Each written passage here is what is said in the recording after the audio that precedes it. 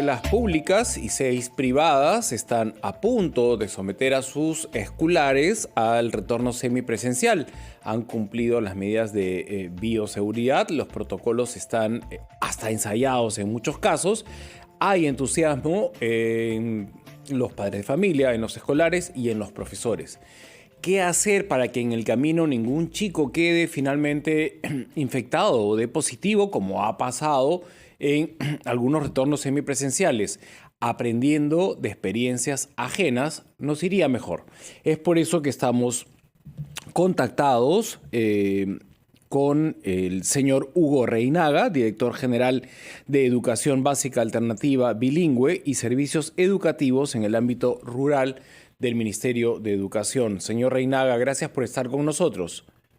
Muy buenos días, Mauricio. Un gusto saludarlos y qué bueno poder compartir lo que estamos avanzando en este proceso en las escuelas del retorno a la semipresencialidad. Sobre todo porque queremos disuadir los temores justificados, validados en padres de familia que no quieren que el niño, no tanto en el colegio, sino cuando va a abordar el transporte público, está expuesto. Ustedes no tienen control sobre el transporte público, sí sobre lo que pasa dentro de la escuela, pero hay un tramo, ¿no?, que finalmente genera temor y esperemos se vaya disuadiendo o se encuentren alternativas porque el retorno a la semipresencialidad va a ser muy saludable para todos sin excepción. Cuéntenos en qué circunstancias se da el primero en Lima Capital, que me parece va a ser en Chorrillos. Sí, gracias, Mauricio. Sí, el día de hoy ya iniciaron en el Lima Metropolitana, en la institución educativa Cambridge, el retorno a la semipresencialidad muy temprano. Esto es privado, ¿no? El colegio privado. Y el día de mañana vamos a estar en la apertura de la institución educativa marroquí, que está en el distrito de Miraflores, que es una institución educativa pública.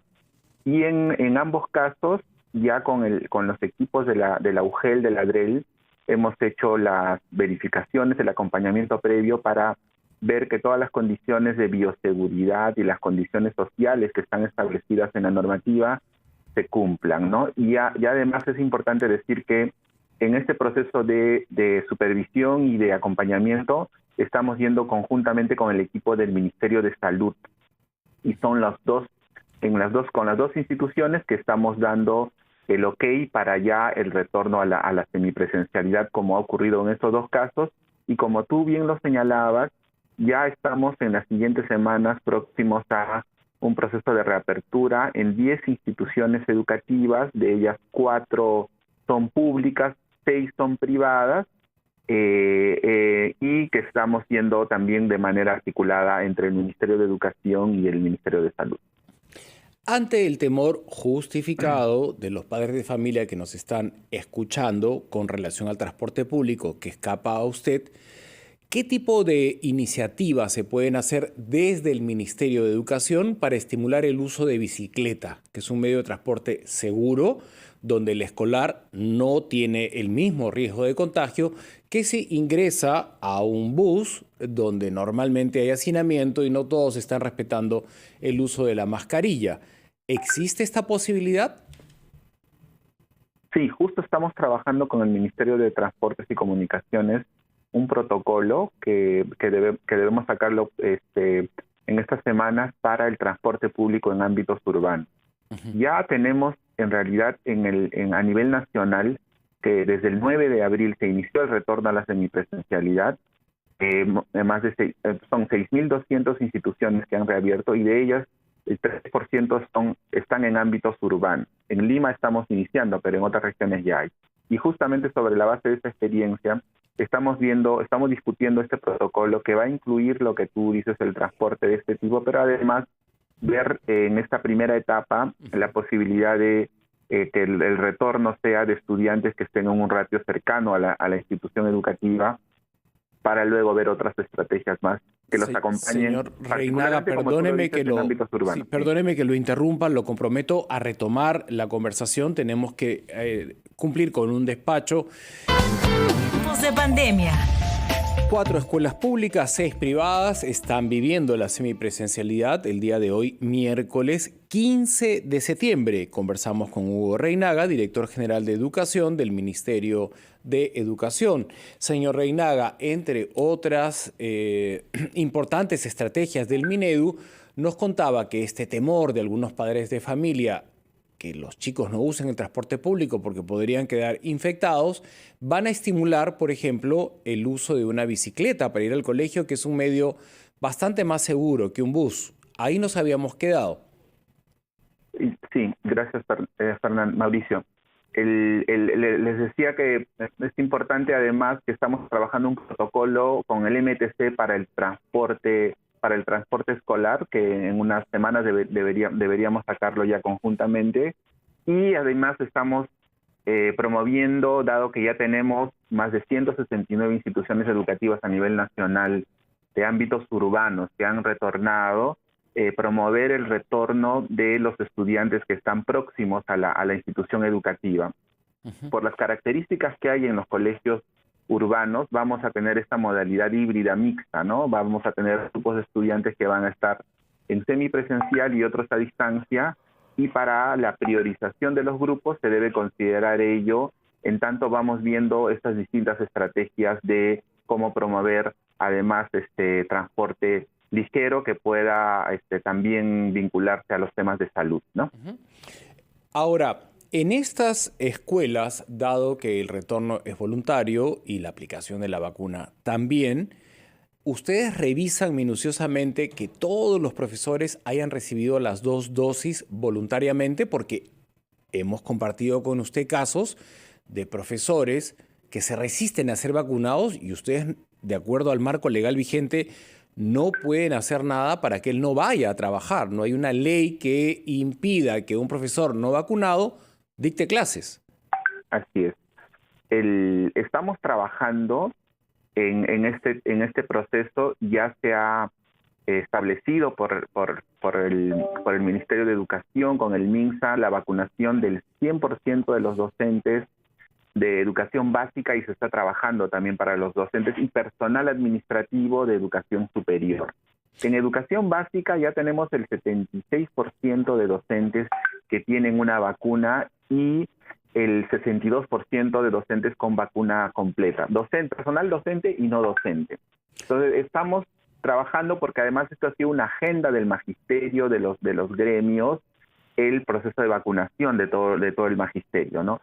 Pero de la experiencia internacional y lo que está establecido en los protocolos, lo que debemos cuidar siempre son las condiciones de bioseguridad. No es un requisito la vacunación para el retorno a la semipresencialidad, porque este proceso se ha venido dando desde el 19 de abril a la fecha, ¿no? Ya tenemos en retorno 6.200 instituciones educativas.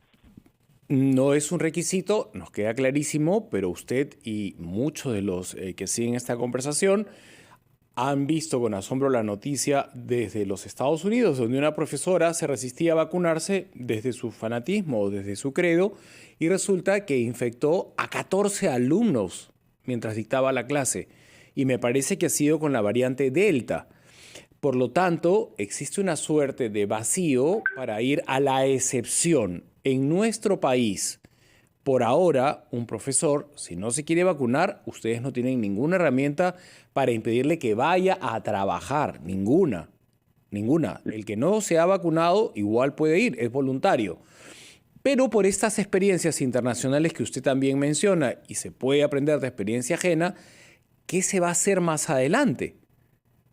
Lo que estamos cuidando con los equipos de la UGEL de todo el país es que estos protocolos que han sido aprobados por el Ministerio de Educación, es decir, el docente tiene que usar la mascarilla y los protectores faciales y la distancia física, es lo que permite que tengamos en la escuela un espacio seguro.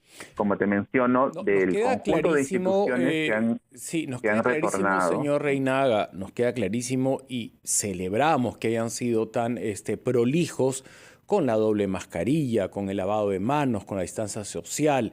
En muchos colegios inclusive se van a usar los patios si esto lo permite. Pero si el profesor no está vacunado, en un descuido, en una fracción de segundo, ha pasado en los Estados Unidos y por eso se lo menciono. Mi pregunta no va hacia reforzar las medidas de bioseguridad. Están expuestas de una manera exponencial y perfectas. Pero ¿qué hacer con el profesor que, de acuerdo a la ley vigente, se resiste a recibir sus 2 dosis? No hemos tenido hasta el momento, digamos, casos de este tipo, y lo que estamos viendo más bien es que el proceso de vacunación de los maestros está siendo alto, ¿no? El crecimiento desde el momento en el que el presidente de la República y el ministro anunciaron la vacunación para los docentes de ámbitos urbanos, se está teniendo una influencia importante tanto para las zonas rurales como para los urbanos. Eso es sumamente alentador lo que nos está compartiendo. Desde la data que usted tiene, todos los profesores han aceptado ser vacunados. Eso me parece extraordinario. No hay resistencia como en otros ámbitos, ¿no? Muchas gracias, señor Reinaga, y nos quedamos bastante tranquilos. Y la data que usted tiene reporta que todos los maestros que se están reinsertando presencialmente tienen sus 2 dosis. Hasta una próxima oportunidad. Solamente mencionarles que de los un poco más de 600,000 personas de las escuelas, ya tenemos más de 400,000 maestros y personal administrativo que han sido ya vacunados, ¿no? Entonces estamos muy cerca de cumplir esta meta. Muchas gracias, Mauricio. Gracias, hasta una próxima oportunidad. Y nos vamos de inmediato con Maritza Sáenz a Chorrillos, que está siguiendo las actividades, me parece, en el Colegio Cambridge. Maritza, buenos días, directo e indirecto. ¿Qué tal, Mauricio? Buenos días, directo en directo. Sí, fuimos al Colegio Cambridge, que está ubicado en Chorrillos, porque hoy retornaron a las clases un promedio de 70 estudiantes de preinicial y también de quinto de primaria. Ellos tuvieron prácticamente su primera clase semipresencial luego de casi 2 años de pandemia por el nuevo coronavirus. Conversamos con Luisa Venegas, quien es una de las coordinadoras de este colegio, y ella nos ha explicado cómo se han distribuido a todas las secciones de estos niveles para evitar su exposición al contagio del nuevo coronavirus. Escuchemos.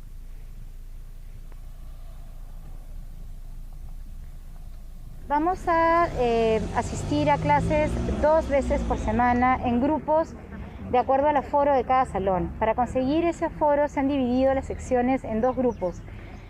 Grupo 1 y grupo 2, que van a asistir de manera alterna, unos lunes y miércoles y otros martes y jueves, con una permanencia máxima de 4 horas, que es lo que establecen los lineamientos del Ministerio de Educación para este retorno a clases. Te comento, Mauricio, que los estudiantes que llegaron a partir de las 7:45 a este colegio han tenido que cumplir protocolos sanitarios desde la entrada, que ha sido la desinfección de manos y calzado, además de la toma de temperatura y, bueno, verificar si es que están colocándose la mascarilla correctamente. Por ejemplo, para el nivel preinicial les han dado una puerta, prácticamente han habilitado una entrada para que solo ellos ingresen y otra para quienes son del quinto de primaria. La docente, Venegas, ella ha explicado que por aula van a estar un promedio de entre 7 a 12 estudiantes para evitar las aglomeraciones, y también ha dado detalles de que dentro del plantel se han colocado, por ejemplo, lavatorios que tengan diferentes tamaños de acuerdo a las edades de los estudiantes, y ha explicado que el personal, tanto administrativo como los docentes, van a pasar por una prueba de descarte cada 15 días. Además, explicó que, por ejemplo, si hoy le toca a un grupo ir a las aulas,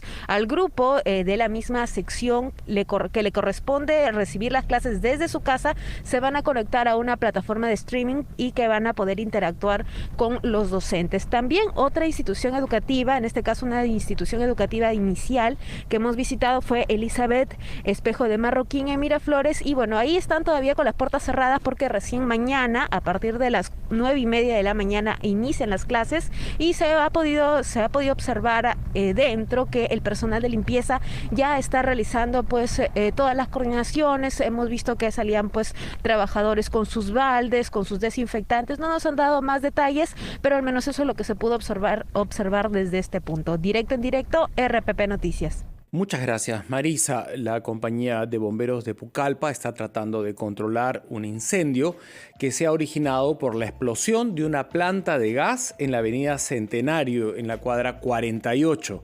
Las cosas están siendo complicadas. Imagínense, una planta de gas explota en Pucallpa.